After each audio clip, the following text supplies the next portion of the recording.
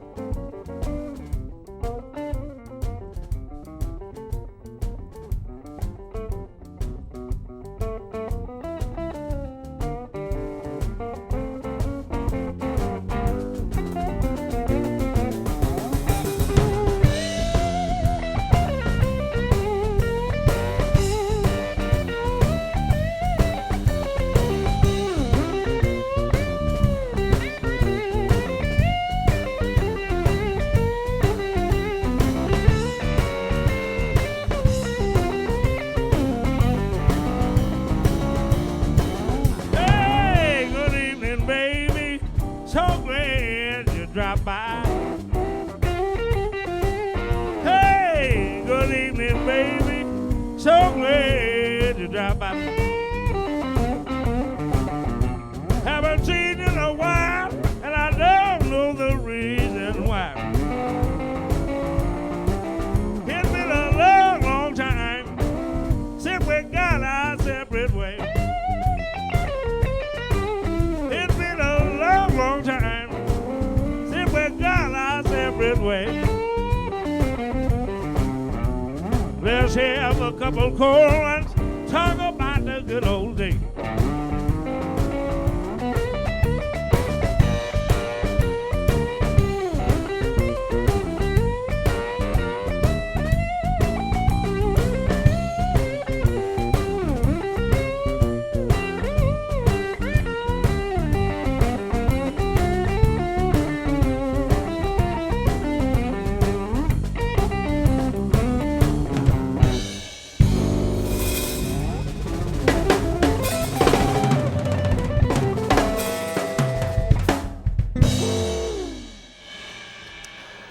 Welcome to Making Music, presented by Guitar Showcase in San Jose, California. Today we really have the pleasure of providing some entertainment with probably the premier blues guitar player around today. It's Chris Cain.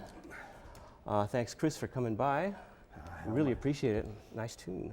Thank you very much, sir. Yeah. Thank you for having me. Oh, yeah. Tell us, first, I wanted to do this right away, is get the tech part out of the way. Tell us about your axe and your amp. Okay, this is some kind of a Music Man RD. Some kind of? Yeah, it's a RD 12. Okay. It's from the 70s, and it's like half solid state and half tube. And I took the stock speaker out like years ago, and I put the EV in there. So there's an EV in there instead of the stock thing. and then it's just stock besides that, you know? It's great. Man, it sounds incredible. It goes good with that guitar for some reason. The two of them are very Is it ES 135? Yeah, 335? It's a 335. Stock? No, it also, like, it was a 1980 reissue of, like, okay. the 58. And then the pickups that came in there were, like, microphonic. They looked like a humbucking, but they were, you could talk into them. So some lady smashed her husband's older 335. So I bought the guts, and then when I put the guts of that guitar in there. Great, yeah. Okay. So I understand that you had a pretty good background in blues, like your parents were really into this. Yes, definitely. Big blues fans, had all the good records. Yeah, they took you down to all these gigs. If it was at the Civic Auditorium, we normally would always catch it. Great. So if B.B. King came, we never missed that. Yeah. Or like Ray Charles, we never miss. Or Johnny Otis show. They loved that. So it was like we were lucky that we got to see a lot of things. You were lucky, Yeah, and that they had the records, you know what I mean? They were always playing those records at the house. Yeah, I heard you had a lot of them. My dad had all great records. My mother had, they really had good records. Oh, cool. You know, a good record player. Good record player? Yeah. That helps. Yeah, you know what I mean? One of those loud. Yeah. And then you started playing guitar at an early age. You know, there's a timeline thing I've always wondered about. Is you talked about one time, you were playing blues already, but you talked about, you heard Robin Ford play and you like didn't know what he was doing or something? Sure. Yeah. Well, I mean, I was basically coming out of the B.B. King, kind of Peter Green, that whole kind of stylistic thing. And so I had been playing that kind of a bag, and then I go and see this gig with those guys, and you know, it's like doing this whole different kind of a sound and feel.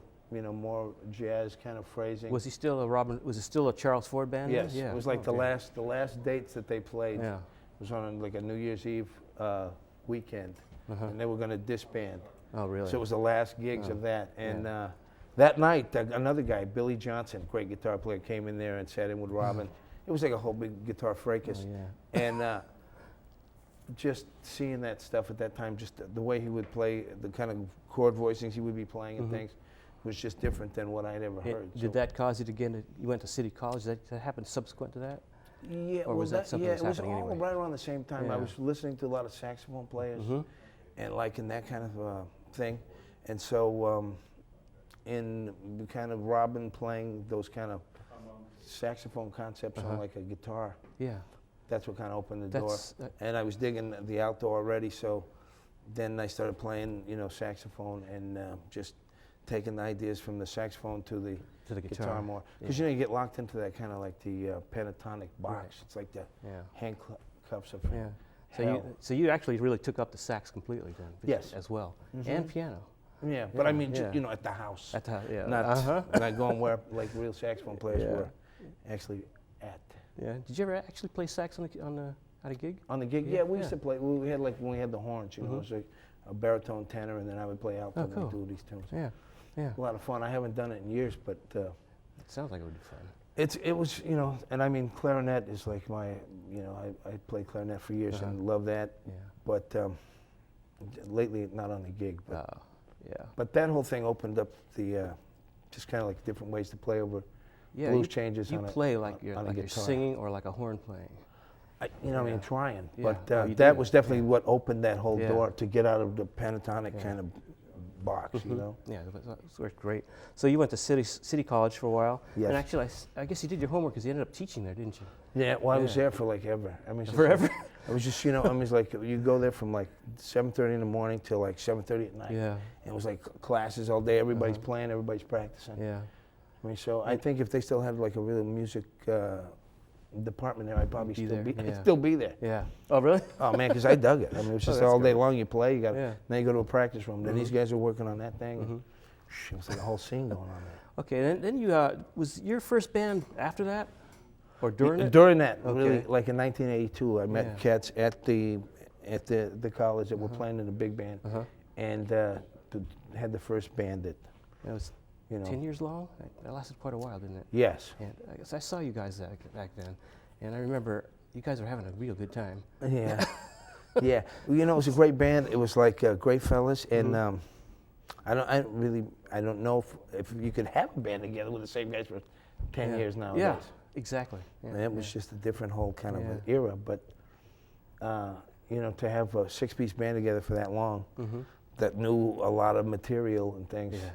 I mean, nowadays, you know, It's tough. you can't really have all your arrangements and things like that. You maybe have different guys coming in and out. Mm-hmm. So that was just a whole little period where I could really do a lot of that and have arrangements and So, things. okay, so that band was like 10 years. What happened after that?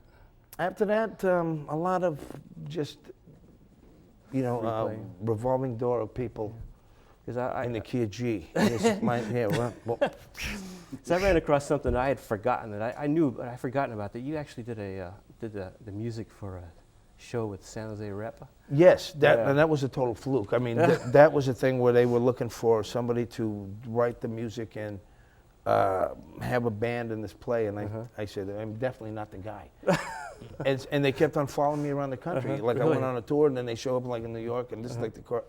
And I was like, man, you know, I won't be. I never done anything like that, but ended up talked into it and was the greatest experience in my life. And you actually played on stage too? And I had you like a arranged little- all the music? Right. Yeah. Well, it was another guy, Michael Butler, from New York. And so, I mean, this guy was like a machine. He could just write. I mean, he'd write like a legal pad and stuff that he would end up tossing out wow. at the end of the day. I mean, these guys would work like, you know, all day long. It'd be nighttime, and they'd still be rewriting. I mean, I don't think I would do theater as a living because this guy's never want to go home. So you don't want to do that show again? I would love to do that again, okay.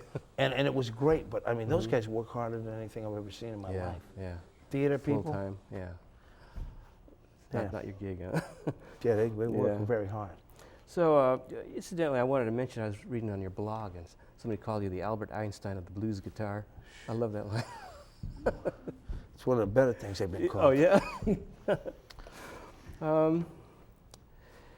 So, you came out, this guy right here, a couple years ago, 3 years ago? I just heard 93. Yeah, You this know, is that's the Chris Cain, latest one. And Hall I of think, Shame. Great CD. Every time I hear it, it gets better and better. Thank you. All originals, too. Yeah, Yeah. I mean, you know, I thought I'd make one, so that I made more than one. I'm stunned at that. Well, you're up to 9 now? Yeah, I really didn't think I'd make more than the one that I made. And I just made the first one just so we could have some dates around town, you know. Yeah, you're saying that it makes sense to have a CD or a record to show your... Well, back then, you know, I Exactly, just yeah. felt like if they see a tape when it comes in there, they just kind of toss it aside. But if you had an album, it was like, Yeah, your business. Yeah. you know what I mean? Yeah, that's cool, yeah. Okay. And your first album was called? Late Night City Blues. And that album was one where you had free form all the way. You were just... Yeah, You it had- was you like had I control. wanted to make a record, and suddenly I had the money to make the record. Oh, And great, I only yeah. had like 3 tunes, so Yeah. suddenly I had to write some Yeah. music. Okay. Speaking But- of music, can you Yeah. cut another one for us? Beautiful. Sure. Hey, thanks, Al. Thank you.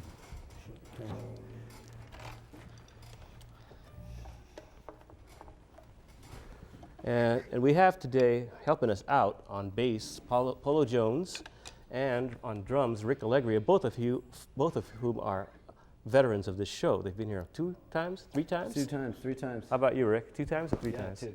2 times? Two Okay. times for sure. All right. All right. B flat?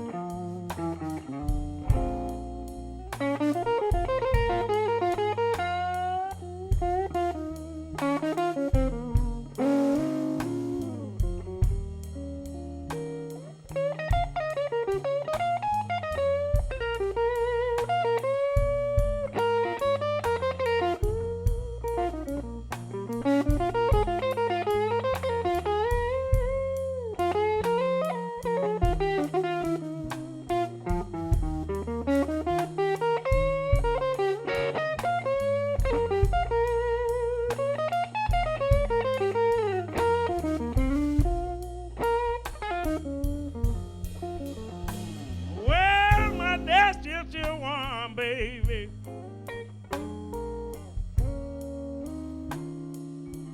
Well, what my little bird, my bird is wrong.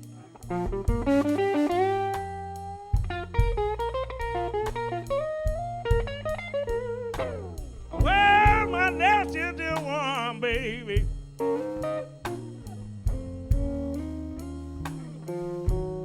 Well, that's my little bird, my bird is gone.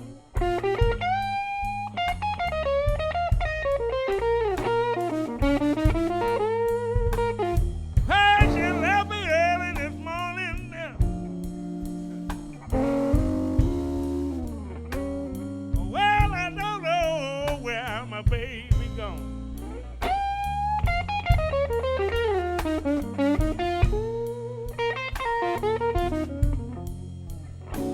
You know I work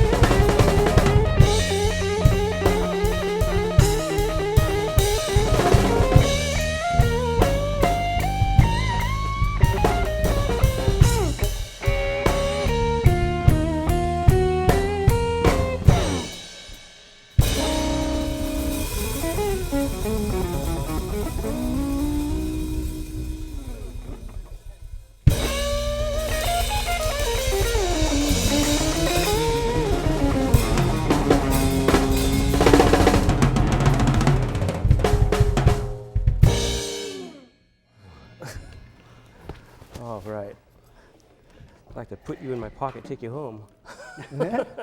That's so fine. Thank you, buddy. So you've been around long enough to see all these great blues players, but you've also played with a lot of them. Yes, sir. We've got some photos here, if we can show some of these. You can talk over these and tell us what's going on here. All righty. Okay, well, that's the family. Yeah. That's Christmas time I guess. at Cain's house. That's a good train, too. Is it? All right. Yes. Yeah, that's the that's family nice. right there. And in fact, a couple of those have got a guitar showcase. Oh, really? All right. Yes, sir. Okay. What do you got next up here? There you go. Okay, that's that's a little funny. That's kind of crashing the party. There's Willie Nelson and these other guys who are doing like a closer at the Handy Awards, and then somehow I crashed in there with a guitar, and it looks like, you know, I'm leading the whole program right there. It's a good shot. Okay, Zelig, shot. blues or something. Yeah. Hey, Just what crashing the party. Okay, that's Albert King at the gig, and he would always come to my gigs in Memphis, and was really sweet to me to, you know, always be there. And so I was playing one of his tunes, and he's right there taking a little else? picture, posing. Your main guy? Yeah, well, Yeah. definitely one of One the of 'em, main huh? two. Yeah. Yeah, What else wonderful. we got? There you go. Okay, that looks like I'm hosting my own TV show there, but that was Willie Nelson was hosting a blues awards, and we played on the thing, and he was very nice and took a photo too. Yeah. Next. There you go. Okay, that's my dad. Oh. That is the guy that started this whole thing going Yeah, there. no kidding. And man, wonderful person, and great records and hilarious sense of Did you humor. play? Yeah, he played the guitar and piano. Oh, good. And then, like on Sundays, he would get up, you know, and play his tunes. Uh-huh. Very nice. Albert King, of course, again there. That was at JJ's Blues Lounge on Stevens Creek Boulevard. And yeah, that was a great little evening for me. I bet. Yeah, he was very nice. Yeah, that looks like you. And yeah, that's what's left. So you're now on Rocket Records. How did you get hooked up with them? Blue Rocket has Blue been Rocket? like always, if I was in between a record or something, Uh-huh.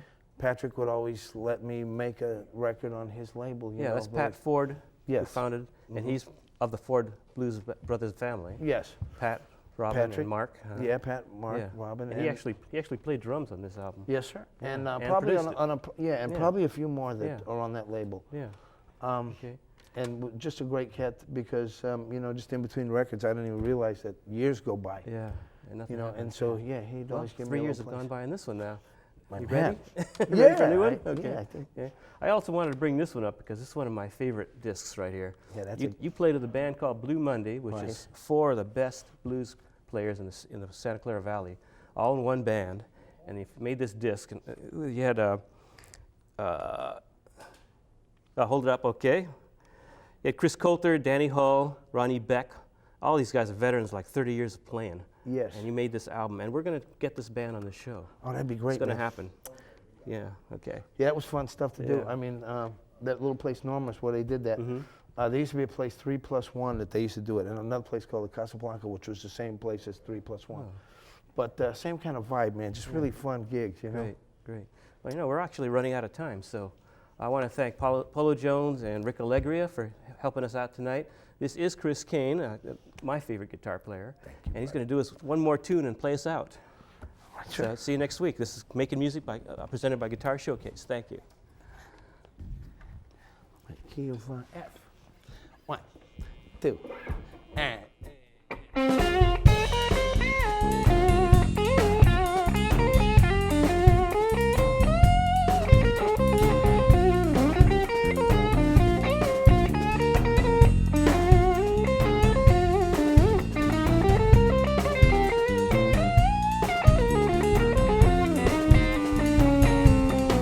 My baby got it. My baby got it going on. My baby got it. Baby got it going on. My baby, she's so fine. I worry every time she gone. Yeah, she pretty at the picture. She treat me like a king. She walk into a room, bring a hold to everything. My baby got it. My baby got it going on.